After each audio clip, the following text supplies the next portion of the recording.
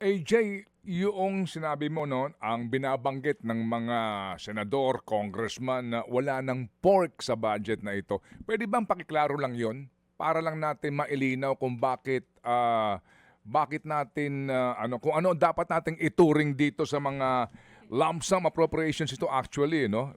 Sabi mo nga Yes. itong MAIF ang sa AIX mga kapatid, ano po, at saka yung MAIF, lumalabas dito, ang total nito, 115.5 billion na.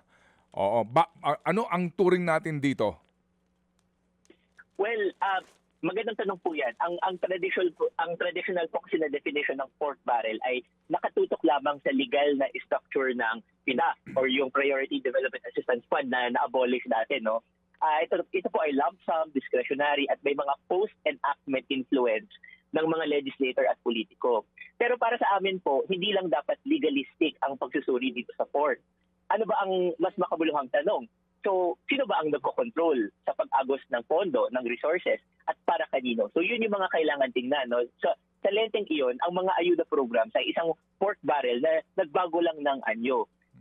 Wala dapat sa pangalan ng kongresista ito, pero sila yung nagsisilbing gatekeeper, 'di ba? Sa MAIF, kailangan kumuha ng guarantee letter sa mga ayuda programs. Depende yun kung sino yung mga local official o congressman na kakilala mo.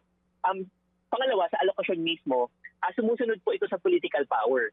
So ideally, syempre, yung mga programang ito nakatutok or nakatarget po sa mga pinakamahirap, sa mga pinakanangangailangan. Pero mapapansin po natin yung disbursement nito ay nakapabor sa kung sino yung malapit sa speaker, sa pangulo, kung sino yung ikapangyarihan. No?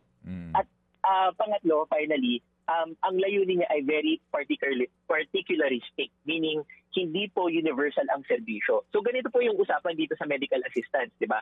Bakit pa kailangan ng sistema na may medical, na may guarantee letter, kailangan mong hanapin kung sino yung congressman mo or yung politiko? Kung pwede natin palakasin yung PhilHealth system natin, na lahat ng tao, lahat ng Pilipino, direct contributor at indirect contributor ay may PhilHealth membership at magiging automatic na yung pagbibigay ng health services para sa mga mamamayan. No? So, rather than have a particularistic system, dapat may either universal or rules-based system katulad ng Pantawid Pamilya kaysa yung AIC. No? Mas maganda yung sistemang iyon kaysa itong mga patronage-based ayuda program.